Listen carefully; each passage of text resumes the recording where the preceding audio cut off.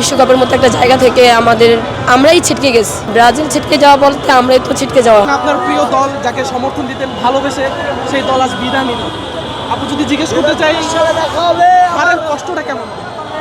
খেলার মধ্যে ভাই হার জিত আছে, এবং আমরা যেহেতু এই দলকে পছন্দ করি এবং পছন্দ করেই খেলা দেখতাম সবসময়, এবং আজকে বিশ্বকাপের মতো একটা জায়গা থেকে আমরাই ছিটকে গেছি। ব্রাজিল ছিটকে যাওয়া বলতে আমরাই তো ছিটকে যাওয়া। আমরা তো এমন না যে দল পরিবর্তন করে অন্য কোনো দলে যাব বা অন্য দলকে সাপোর্ট করব। তবে প্রত্যেক দলের জন্য শুভকামনা, এবং আমাদের দল চলে গেছে, আগামীর জন্য শুভকামনা থাকবে।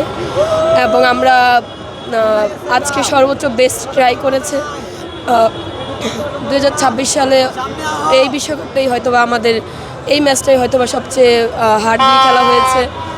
এবং কি বলবো ভাই, দেখলেন তো আপনারাই এখানের কি অবস্থা। আর আমাদের বলার কিছু নেই, আমরা বের হয়ে গেছি, ছিটকে গেছি, পড়ে গেছি।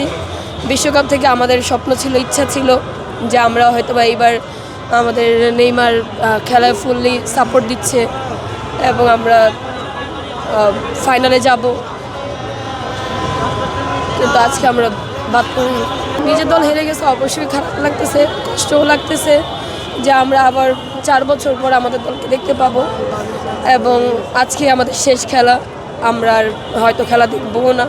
এটা হয়তো একটু বেশি কষ্ট দিচ্ছে যে আজকে আমরা বিশ্বকাপের মতো খেলাতে আমরা ফাইনালও যেতে পারিনি, এবং আমাদের যে স্বপ্ন ছিল ট্রফি নেওয়া সেটাও হয়নি। এবং ব্রাজিলের মতো একটা দল এই সময় এসে বিশ্বকাপ থেকে ছিটকে যাওয়া, ব্রাজিল ফিফাকে অনেক প্রশ্নবিদ্ধ করে।